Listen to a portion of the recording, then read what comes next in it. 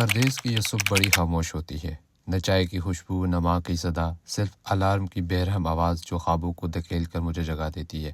کبھی وہ دن تھے جب آنکھ کھلتی تو دھوپ پردے کے پار سے آتی تھی اور بستر سے پہلے ماں کی باہوں میں پناہ ملتی تھی۔ میں اپنے گھر میں لاڈ کا دوسرا نام تھا۔ میرے لیے وقت رکتا تھا، چیزیں خود سے آ جاتی تھیں، نہ بستر خود بنایا، نہ سامان اٹھایا، میری دنیا میرے گرد گھومتی تھی۔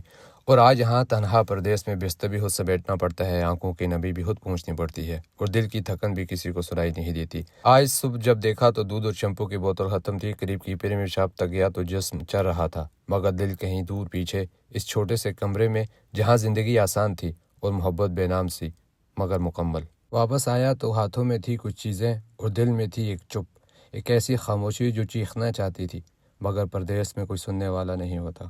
میرے ہاتھوں نے کبھی آٹے کو چھوا تک نہ تھا، نہ چولہا جانا، نہ تو گرم کیا۔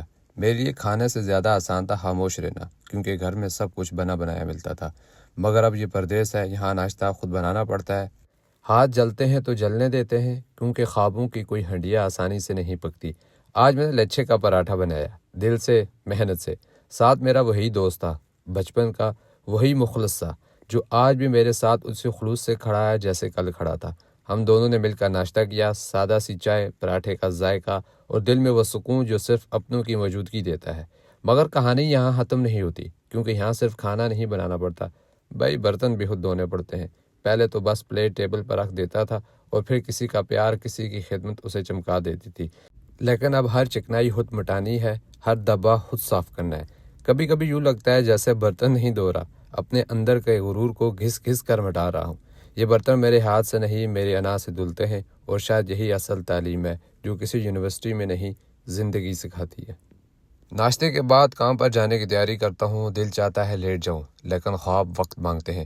12 گھنٹے کی شفٹ، نہ وقت کا ہوش، نہ جسم کی پرواہ۔ گھر سے نکلتے وقت صرف دعائیں ساتھ جاتی ہیں، اور واپس آتے آتے تھکن، خاموشی اور کچھ آنکھوں میں نمی۔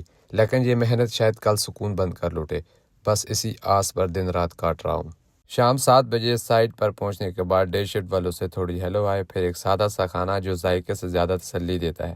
نماز پڑھتا ہوں تاکہ دل کو وہ سکون ملے جو نہ بستر دیتا ہے نہ کھانا، بس وہ چند لمحے جو رب کے حضور جہاں پردیس بھی اپنا سا لگتا ہے۔ اب آتے ہیں کام کے اوپر۔ سب پوچھتے ہیں کہ اشفاق آپ کام کیا کرتے ہو؟ تو بھائی میں ہوں فائر مارشل۔ تو بھائی فائر مارشل وہ شخص ہوتا ہے جو عمارت میں آگ سے بچاؤ کے تمام انتظامات کی نگرانی کرتا ہے، ہر فلورز کی وقتاً فوقتاً جانچ کرتا ہے اور ایمرجنسی کی صورت میں لوگوں کی حفاظت کو یقینی بناتا ہے۔ ہر 1 گھنٹے میں 20 منٹ کی پیٹرولنگ ہوتی ہے جو 18 فلور سے لے کر نیچے گراؤنڈ فلور تک کرنی پڑتی ہے، جو کہ ہر فلور کو اچھے طریقے سے چیک کرنا پڑتا ہے۔ اس کے بعد جو وقت ملتا ہے وہ اپنی گاڑی میں گزارتا ہے، اور یہ محنت اور ذمہ داری کا سفر صبح تک جاری رہتا ہے۔ تھا آج کا منزل نامہ، امید ہے آپ کو میرا ولاگ پسند آیا ہوگا۔ اگر پسند آیا ہے تو لائک کریں اور اپنا بہت سارا خیال رکھیں۔ اللہ حافظ۔